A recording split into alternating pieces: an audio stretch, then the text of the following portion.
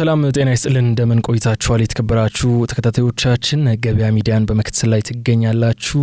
የገበያ ሚዲያ የልዩ ጥንቅር መሰናዶን ነው እያደመጣችሁ የምትገኙት። ዛሬም እንደተለመደው ታዲያ የተለያዩ ርዕሰ ጉዳዮችን ይዘን መረጃዎችን ልናጋራችሁ እዚህ ስቱዲዮ ውስጥ ተገኝተናል። እናንተም አብራችሁ እንድትቆዩ ከወዲሁ እንጋብዛችኋለን። በዛሬው ቆይታችን ታዲያ አዳዲስ የነዳጅ ማደያ ግንባታዎችን የተመለከቱን አዲስ ክልከላ እንዲሁም ይህን ተከትሎ እየተሰሙ ያሉ ቅሬታዎችን የተመለከቱ መረጃዎች እናጋራችኋለን። በከተሞች የነዳጅ ውጤቶች የገበያ ድርሻ ቀመር ይፋ ስለመደረጉ መረጃዎች ወጥቷል። በዚህ ቀመር የትኛው ከተማ በየትኛው ምድብ ይገኛል የሚለውና ምን ያክል ሊትር ናፍጣና ቤንዚን ሊከፋፈል እንደታቀደም በዝርዝር የምንነግራችሁ ሲሆን ከዚህ ጋር ተያይዞ የተነሱ ቅሬታዎችም አሉ። ወደ ኋላ ላይ የምናነሳቸው ጉዳዮች ናቸው። አብራችሁን ቆይታችሁ እንድትከታተሉን እንጋብዛለን። የዩቲዩብ ገጻችንም ታዲያ ላይክ፣ ሼርና ሰብስክራይብ እንድታደርጉ ሐሳብ አስተያየቶቻችሁም በኮሜንት መስጫ ሳጥኑ ላይ እንድታስቀምጡልን እያለን የምንጋብዛችሁ እኔ ሚሊዮን ሙሴና ቤተልሔም ሰለሞን አብረን በመሆን ነው። አብራችሁን እንድትቆዩ እንጋብዛለን። በድጋሚ ከአጭር መሸጋገሪያ በኋላ ተመልሰን ስንገናኝ ዝርዝር መረጃዎችን የምንነግራችሁ ይሆናል።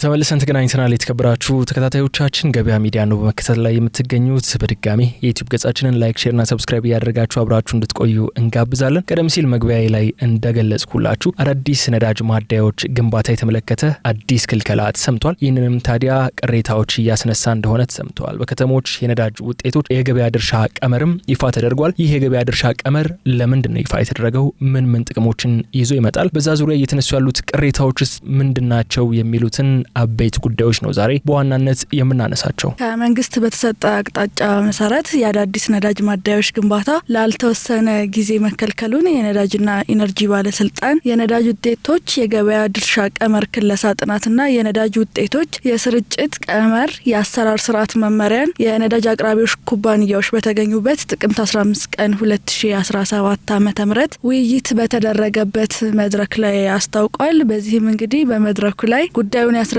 የባለስልጣኑ ምክትል ዋና ዳይሬክተር አቶ ዲባራ ፉፋ ሲሆኑ አዳዲስ ማደያዎችን በተመለከተ አዳዲስ ኩባንያዎች ባሉበት ይቆያሉ ብለዋል። ከተወሰነላቸው በጣት ከሚቆጠሩ ግንባታዎች ውጭ ደግሞ የግንባታ ፍቃድ መስጠት አዲስ የማስጀመር ሂደት ባለበት እንደሚቆም መንግስት ወስኗል ያሉ ሲሆን ያሉትን በአግባቡ መጠቀም እንደሚያስፈልግ በመድረኩ ላይ አብራርተዋል። በዚህም የክልል አመራሮችም ነዳጅን ከመቆጣጠር ሂደት እጃቸውን እንዲያወጡ መንግስት ግልጽ መመሪያ መስጠቱ ተገልጿል። ነዳጅ የማውጣት ሂደትና የተፈጥሮ ጋዝ ማምረትም መጀመሩ ይታወቃል። አቶ ዲባራም ይህንን ገልጿል። የጋዝ ምርትና የመሰረተ ልማት ደረጃ እንዲወጣለት ከኢትዮጵያ ደረጃዎች ኢንስቲትዩት ጋርም ስራዎች መጀመራቸውን አስታውቀዋል። ቀጣዩ ተግባር ጋዙ እንዴት ይከፋፈላል፣ ማን ያከፋፍለዋል፣ ማደያውስ እንዴት ይገንባ የሚሉ መሆኑና በዚህ ስራ የሚሰማሩ ጊዜው ሲደርስ ይፋ እንደሚደረጉ ጠቅሷል። ታዲያ ይኸው እግዱም ከዚህ ጋር በተያያዘ ይመጣ ይመስላል።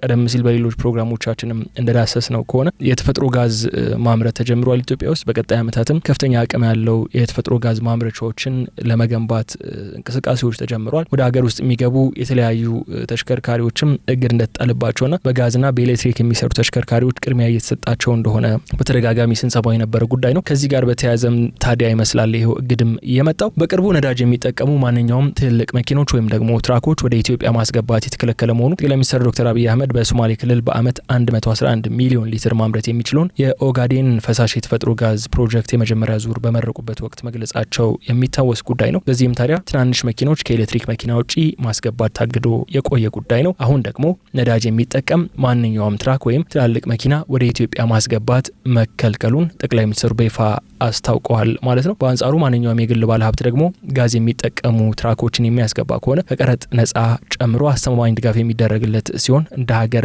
እያወጣን ያለነውን ከፍተኛ ወጪ ለመቀነስ የሎጂስቲክ ኮስትን ለመቀነስ ትራንስፖርትን ለማሳለጥ የግሉ ሴክተርም ከነዚህ ቀናት በኋላ በጋዝ የሚጠቀሙ ትራኮች በማስገባት የሀገሩን ኢኮኖሚ እድገት እንዲያፋጥን ከአደራ ጭምር ላሳስብ ወዳለው ሲሉ ጠቅላይ ሚኒስትሩ መናገራቸው አይዘነጋም። ይህን ተከትሎም ታዲያ በነዳጅ የሚሰሩ በርካታ ተሽከርካሪዎች እግድ ተጥሎባቸዋል ይጠበቅባቸዋል። ማደያዎችም ከዚህ በኋላ አዳዲስ አንመለከትም የሚሉ መረጃዎች እየሰማን ነው የሚገኘው። ጠቅላይ ሚኒስትሩ ይህንን ንግግር ካደረጉ በኋላ እንግዲህ ቆየት ብሎ ደግሞ ከሰሞኑ ጣው መረጃ መሰረት አቶ ዲባራ የተፈጥሮ ጋዝ ሲወጣ የቤንዚን ተሽከርካሪዎች አብረው እንደሚቀየሩ ጠቅሰው የጭነትና የማከፋፈል አገልግሎት የሚሰጡ ኩባንያዎች የሚመረጡት ደግሞ በዜግነት ሳይሆን በሚሰጡት ጥራት ያለው አገልግሎት በመሆኑ ቀድመው ዝግጁ እንዲሆኑ ማሳሰባቸውን ሪፖርተር በሮብ ዕለት እትሙ ዘግቧል። በዚህም የባለስልጣኑ ዋና ዳይሬክተር ዶክተር ደስታው መኳንንት በ4 መስፈርቶች ማደያ የሌላቸው፣ ከፍተኛ መጨናነቅ ያለባቸው፣ በኮሪደር ልማት የፈረሱ ውድን ማደያዎች ያሏቸውን በተለይም ደግሞ ኮንትሮባንድ የሚበዛባቸው አካባቢዎች ላይ ያልሆኑ ተብሎ በኮሚቴ በዝርዝር ታይቶና ተለይቶ የጠቅላይ ሚኒስቴር ጽህፈት ቤት ከፈቀዳቸው 9 ያህል ማደያዎች ግንባታዎች ውጪ ጉዳዩ ዝግ ነው ብለዋል። ለማንም ደግሞ የግንባታ ፍቃድ እንደማይሰጥ እንዲሁም አሁን ላይ የነዳጅ አቅርቦትና ትስስር እስከሚስተካከል ድረስ የማደያ ግንባታን የተመለከተ ጉዳይ እንደማይስተናገድ ዋና ዳይሬክተሩ አስረድተዋል። ዋና ዳይሬክተሩ ይህንን አስረድተዋል። በአሁኑ ወቅትም እየተገነቡ ስላሉ ማደያዎች ከክልሎች የተወሰደ ዝርዝር መረጃ እንዳለ አውስተዋል። በዘርፉ ያለው ችግር ሲስተካከል ግንባታ እንደሚፈቀድም አያይዘው አንስተዋል። ከተፈቀዱት ውጪ በምንም ተአምር ግንባታ አይኖርም ሲሉም ተደምጧል። ለተግባራዊነቱም አቅጣጫ ተሰጥቷል ነው ያሉት። አሁን ባለው አሰራር የማደያ ስርጭቱ ትልቅ ክፍተት ያለበትና ፍትሃዊ ያልሆነ፣ ለአብነትም አንዱ ከተማ 30 ማደያ ያለው 3 እና 5 ያለው ከተማም አለ። ማደያዎችም ታዲያ ለተጠቃሚዎች ተደራሽ በሚሆን መንገድ የተገነቡ አይደሉም ተብሏል። ይህን የተመለከተ ማስተር ፕላንም እየተዘጋጀ ነው። በአጭር ጊዜ ውስጥም እንደሚጨረስ ነው የተጠቆመው። የአዳዲስ ኩባንያዎች ግንባታን ላልተወሰነ ጊዜ የሚከለክለው ውሳኔ ከተላለፈው 2 ሳምንት እየሞላውም ሲሆን የተወሰነበት ምክንያት ሲያስረዱም ያለ ባለስልጣኑ እውቅና በክልሎች የሚገነቡ ማደያዎች የወጣውን ደረጃ የማያሟሉ በመሆናቸው፣ በሁለተኛ ደረጃ ደግሞ ማህበራዊና ኢኮኖሚያዊ ጠቀሜታ በሌላቸው ስፍራዎች አላስፈላጊ ተደጋጋሚ ግንባታዎች ስላሉና መንግስትም ወደ ኤሌክትሪክና የተፈጥሮ ጋዝ የመግባት ሂደት ላይ በመሆኑ ምክንያት እንደሆነ አስረድተዋል። ሆኖም በተቀመጠው ደረጃ መሰረት ግንባታ እንደሚፈቀድ ተናግረዋል። ዳይሬክተሩ እንደገለጹት ከሆነ እነዚህ በተለያዩ አካባቢዎች ያሉ ማደያዎች ፍትሃዊ ክፍል የሚለውን ነገር እንደሌለ አንስተዋል ዳይሬክተሩ። ከዛ በተጨማሪ ደግሞ አንዳንድ የሚሰሩበት አካባቢም ለዛ ፐርፐዝ ጠቃሚነቱ የማይጎላ ወይም ደግሞ ሌላ አገልግሎት ቢውል የሚመረጥ ቦታ ላይ የተሰሩ ማደያዎችንም አይተናል። መዲናችን አዲስ አበባ ላይ እንኳን የተመለከትናቸው በርካታ ማደያዎች ከኮሪደር ልማቱ ጋር በተያያዘ የተነሱበት አጋጣሚ ነበርና እንደዚህ አይነት ዋና መስመር ላይ የሚገኙ ከተማ መሀል ላይ የሚገኙ ማደያዎች አስቀድሞ ታስቦባቸው ባለመገንባታቸው ምክንያት የተለያዩ የመንገድ መጨናነቆችን፣ ረጃጅም ሰልፎችን ሲያስተናግዱ የምንመለከትበት አጋጣሚ ነበርና እነዚህንም ለማስተካከል ታዲያ ማስተር ፕላን እየተዘጋጀ መሆኑና በአጭር ጊዜ ውስጥም እንደሚጨረስ ዳይሬክተሩ ጠቁሟል። እንዳነሳው እንግዲህ ከዚህ ቀደም በኮሪደር ልማት ምክንያት ማደያዎቹ ፈርሰው ነበር። እነዚህ ማደያዎች ወደ 13 የሚጠጉ የነዳጅ ማደያዎች የነበሩ ሲሆን አሁን ደግሞ በአዲስ ቦታ ተገንብተው በቅርብ ጊዜ ስራ ይጀምራሉ ተብሎ የተሰማው ከሳምንት በፊት በቅርቡ ነው። ይህም እንግዲህ እነዚህ ማደያዎች በአዲስ አበባ ከተማ አስተዳደር ስር ሲሰሩ የነበሩ ሲሆን በኮሪደር ልማት ምክንያት የፈረሱ ማደያዎች ሲሆኑ ተገቢ ቦታ ተመቻችቶላቸው ድጋሚ እንዲገነቡ መደረጋቸው የተገለጸው እንግዲህ በቅርቡ ነው። የማደያዎቹ በድጋሚ መገንባት በልማቱ ምክንያት ጉዳት የደረሰባቸውን ተቋማት ወደ ቀድሞ ሁኔታቸው የመመለስ ጥረት የተጀመረውን የሱ አንዱ አካል እንደሆነ ተገልጾ ነበር። በከተሞች መካከል ያሉ የነዳጅ ማደያዎች ቁጥር እንግዲህ አነስተኛ መሆኑ በተደጋጋሚ እንደ ችግር ሲነሳ የቆየ ሲሆን ችግሩን የፈጠረው ደግሞ በሀገሪቱ ላይ ያሉ ነዳጅ ማደያዎች በጥናት ተመስርተው አለመገንባታቸው እንደሆነ ሲጠቀስ ቆይቷል። በከተሞች መካከል ያሉ የነዳጅ ማደያዎች ቁጥር በጣም አነስተኛ እንደሆነ በተደጋጋሚ ሲነሳ ቆይቷል። ከአንድ ከተማ ወደ አንድ ከተማ በምትሄጅበት ወቅት በመሀል የሚገኙ ማደያዎች በጣም ዝቅተኛ ነው ቁጥራቸው፣ ወይም ደግሞ ካሉም ከፍተኛ ርቀት ወይም ረጃጅም ኪሎ ሜትሮችን ከተጓዝሽ በኋላ የምታገኛቸው ናቸው። እነዚህ ደግሞ ጥናትን መሰረት ያላደረገ ግንባታ መሆኑን ተገልጿል። በዚህም በሚሊዮን ብሮች ወጪ የተደረገባቸው ግንባታዎች በአንድ ውሳኔ ባሉበት ይቆዩ መባሉ የሀብት ብክነት ይፈጥራል ሲሉ የነዳጅ አቅራቢ ኩባንያዎች ቅሬታቸውን ገልጿል። ብዙ ነገር ሁሉም ነገሮች ሊባል በሚችል ደረጃ ሁለት ሳይድ አላቸው። ሁሉም የራሱን ታሪክ ይዞ ነው የሚመጣው። በመንግስት ደረጃ የነበረው አሰራር ያለውን ያልጠና አካሄድ ብሎም ከመንግስት ፖሊሲና ስትራቴጂዎች ጋር በሚጣጣም መልኩ ማደያዎቹ መገንባት ስላለባቸው አሁን ደግሞ ሀገሪቱ እየሄደችበት ያለችው አቅጣጫ አዳዲስ አይነት ማደያዎችን ነው የሚፈልገው። የተፈጥሮ ጋዝን መያዝ የሚችሉ ማደያዎችን ነው የሚፈልገው። እነዛ ማደያዎች በየአካባቢው መገንባት አለባቸው። ስለዚህ ከዚህ በኋላ የሚመጣው ያለኔ እውቅና ያለኔ ፍቃድ መሰራት የለበትም የሚል መመሪያን አውጥቷል መንግስት በአንድ በኩል። እነዚህ ባለሀብቶች ደግሞ በሚሊዮን ብሮች ወጪ የተደረገባቸው ግንባታዎች በአንድ ውሳኔ ብቻ ባሉበት ይቆዩ መባሉ ከፍተኛ የሆነን የሀብት ብክነት ይፈጥራል ሲሉ ቅሬታቸውን እያቀረቡ እንደሆነ ተሰምቷል። እነዚህ ቅሬታ ያቀርቡ ያሉት የነዳጅ አቅራቢ ኩባንያዎች ናቸው። በሕዝብ ተወካዮች ምክር ቤት የጸደቀው የነዳጅ ውጤቶች ግብይት አዋጅ 1366/2017 የነዳጅ ማደያ ማቋቋም እንደሚቻል ይገልጻል። ኩባንያዎቹም ታዲያ ይህንን በመጥቀስ ክልከላ መደረጉ ከህጉ ጋር የሚጣረስ ይሆናል ያሉ ሲሆን የነዳጅ ማደያ ማስፋፊያዎችም ለህብረተሰቡ ያላቸውን ጠቀሜታ ታሳቢ በማድረግ ሙሉ ለሙሉ መከልከል አይገባም ሲሉ አሳስበዋል። ያው ቀደም ሲል ስናነሳው እንደቆየ ነው እገዳ ተጥሏል ነው። ኦልሬዲ መንግስት መሻሻሎች ሲመጡ ወይም ደግሞ የፖሊሲ ወይም ደግሞ የትኩረት አቅጣጫ መቀየር ሲኖር የነበሩትን ነገሮች ሆልድ የምታደርጊበት ወይም ደግሞ እስቲ ለጊዜው ያዟቸው የሚባልበት ሚንስ ሊፈጠር ይችላል። አንድ በኩል ደግሞ እነዚህ ኩባንያዎች እያነሱት እንዳለው ደግሞ የሀብት ብክነት የሚፈጠርበት እድልም ሊኖር አይገባም። አንዲት ሀገር እንድታድግ ከሆነ መሰል ባለ ሀብቶች መበረታታት፣ የሚከስሩበት ሀብታቸው የሚባክንበት እድል እንዳይኖር መስራት ይገባል። ሁለቱም ተጣጥመው የሚሄዱ ጉዳዮች ናቸው። ምናልባት ግን እንደ አንድ ነገር መታየት ያለበት በቀጣይም የተፈጥሮ ጋዝ ማደያዎች ቦታዎችን የነዳጅ ማደያዎችን መስራት የሚባለው ራሱን ችሎ የሚመጣ አዲስ የንግድ ዘርፍ የሚሆን ቦታ ነው። የኤሌክትሪክ ተሽከርካሪዎች ወደ ሀገር ውስጥ እንዲገቡ ማበረታታት ሲጀመር ችግሮች ሲነሱ ነበር። የት ቻርጅ እናደርጋለን? ምንድነው ያለን አማራጭ? የት ስንት እንላለን? የመለዋወጫ ችግር፣ ብዙ ነገሮች ይነሱ ነበር። ከጊዜ ወደ ጊዜ መንግስትም ድጋፍ እያደረገ ማበረታቻዎችን እየሰጠ እነዛ የኤሌክትሪክ ተሽከርካሪዎች ወደ ሀገር ውስጥ የሚገቡበት እድል ሲሰፋ ግን እንደምናየው በተለያዩ አካባቢዎች የኤሌክትሪክ ቻርጂንግ ስቴሽኖች እያየን ነው የምንገኘው። ወደ ቢዝነስ ተቀይሯል። ቻርጅ የሚያደርጉ ጋራዦች፣ የተለያዩ ቦታዎች እየተመለከትን ነው የምንገኘው። አዲስ የራሱን የቻለ የስራ እድልን ይዞ መጥቷልና ይህንን የጋዝ ተሽከርካሪዎች እንዲገቡ እየተደረገ ያለው ማበረታቻም በራሱን ችሎ አዲስ የስራ ዘርፍ ይዞ የሚመጣ እነዚህ የነዳጅ አቅራቢ ኩባንያዎችም ከነዳጅ በተጨማሪ የተፈጥሮ ጋዝ አቅራቢ ኩባንያ ለመሆን የሚያስችላቸውን እድል የሚፈጥርላቸው ስለሆነ የሚመጡትን አንዳንዴ የቢዝነስ ሰውም ስትሆኚ ከሀገሪቱ ጋር እኩል መራመድ ነው ያለብሽ። የሚመጡት አዳዲስ ፖሊሲዎችን አዳፕት እያደረግሽ መሄዱ የተሻለ ነው የሚል ሀሳብ ነው ያለኝ። ውሳኔው እንግዲህ ከዚህ በፊት አንድ ጊዜ ተወስኗል ተብሎ የተገለጸ ጉዳይ ስለሆነ ምንም እንኳን ቦታውን እየሰሩ የነበረ ቢሆንም ባለበት ወደ ጋዝ ማከፋፋይነትም መቀየር የሚቻልበት የተለያየ የስራ ዘርፎችን ማሰብ የሚችሉበት ይሆናል። ቢቀጠልም ስራው እስከ መጨረሻው ድረስ ቢሄድም ውሳኔው ስለተቀየረና የነዳጅ መኪናዎች አይገቡም ስለተባለ ከዚህ በኋላ የነዳጅ ማከፋፈያውን ማደራጀት አስፈላጊ ሆኖ ስለማይገኝ ወደ አዳዲስ ቢዝነሶች ከጋዝ ጋር ወደ ተገናኙ ጉዳዮች አዙረው ፊታቸውን ለእንደዚህ አይነት ስራ ይጠቀሙበታል ተብሎ ይጠበቃል። ስለዚህ ይህንን ጉዳይ እዚህ ጋር በመክተት ወደ ቀጣይ ጉዳያችን ደግሞ እናምራና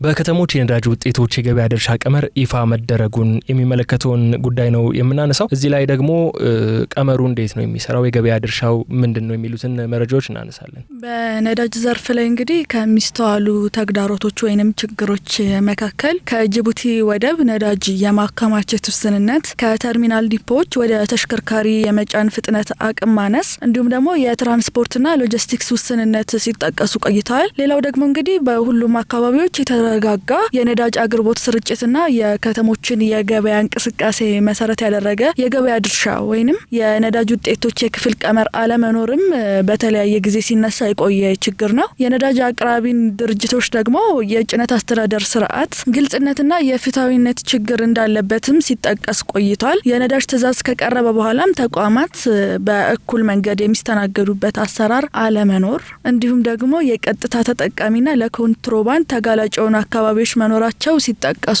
ቆይቷል። ይህም እንግዲህ አዲሱ ቀመር እነዚህን ችግሮች ይፈታል ተብሎ ተጠብቆ ወደ ስራ ላይ የዋለ ነው።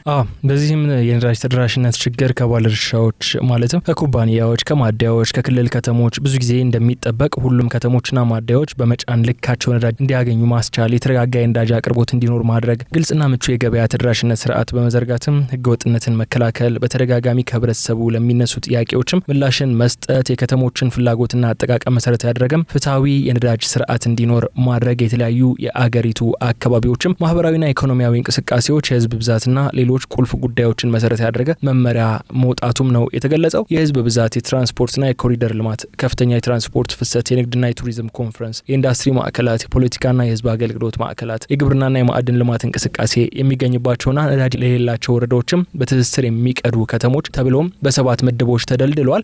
በዚህም ለሁሉም ከተሞች በቀን 9.2 ሚሊዮን ሊትር ነጭ ናፍጣና 3 ሚሊዮን ሊትር ቤንዚን ለማቅረብ መታሰቡን የተገለጸው። የቀጥታ ተጠቃሚዎች የሚሆኑት እንግዲህ በአዲሱ የገበያ ድርሻ ማለት ነው በመደበኛ ከሚቀርበው ተለይቶ 16 በመቶ በቀን እንዲደርሳቸው ተደርጓል። ለኮንትሮባንድ ተጋላጭ የሆኑና በኮታ የሚተዳደሩ ከተሞች ደግሞ 6 በመቶ ነጭ ናፍጣና 5 በመቶ ቤንዚን እንዲቀርብላቸውና እንዲሁም ደግሞ ቀሪው በ7 ምድቦች ለተደለደሉ ከተሞች እንዲከፋፈል ተደርጎ ስሌቱ ተሰርቷል። በቀመሩ መሰረት እንግዲህ ምድብ 1 ላይ የተደለደሉት አዲስ አበባና በዙሪያዋ የሚገኙ የሸገር ከተሞች ሲሆኑ ለምሳሌ በቀን ከሚቀርበው 9.2 ሚሊዮን ሊትር ነጭ ናፍጣ ውስጥ 22 በመቶ ወይንም 42 በመቶ ቤንዚን እንዲደርሳቸው መታሰቡ ተመላክቷል። በሁለቱ ከተሞች የሚገኙ ማደያዎች በወር 1320 ቦቴ ነጭ ናፍጣና 822 ቦቴ ቤንዚን እንደሚደርሳቸው አስረድተዋል። በክልሎችና በባህር ዳር ጎንደርን ጨምሮ ያሉትን ደግሞ ወደ አንተ ልምራው።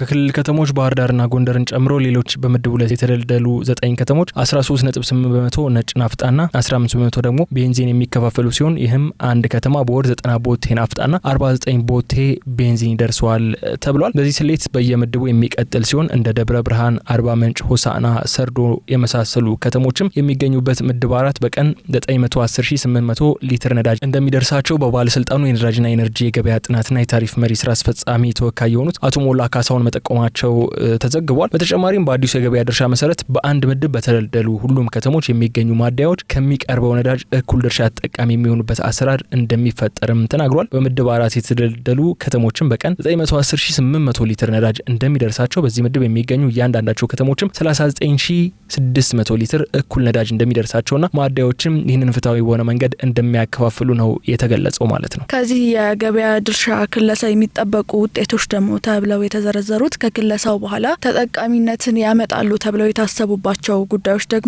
በሁሉም የሀገሪቱ አካባቢዎች ፍትሐዊ የነዳጅ ስርጭት መኖር፣ የነዳጅ ስርጭትን በተመለከተ የባለድርሻ አካላት የሚያነሳቸውን ቅሬታዎች በህብረተሰቡ ላይ ይፈጠር የነበረውን መጉላላት መቀነስ፣ እንዲሁም የነዳጅ አቅርቦትና ስርጭትን በፕሮግራም እንዲመራ የማድረግ የነዳጅ ስርጭትን በተሻለ ሁኔታ የመቆጣጠርና ደግሞ ማደያዎች ኩባንያ ሲቀይሩ ያላቸውን ድርሻ ይዘው እንዲሄዱ ማስቻል ነው ከዚህ የገበያ ድርሻ ክለሳው ይጠበቃሉ ተብሎ የታሰቡት። ሁሉም ከተሞችና ማደያዎች በመጫን ልካቸው ነዳጅ እንዲያገኙ ለማስቻል የተረጋጋ የነዳጅ አቅርቦት እንዲኖር ግልጽና ምቹ የገበያ ተደራሽነት ስርዓትን ለመዘርጋት እንዲሁም በህገ ወጥነት በተለያየ ጊዜ የሚነሱ ጉዳዮችን ለማስተካከል ተብሎ ይሄ ቀመር ክለሳ እንደተደረገ ተገልጿል።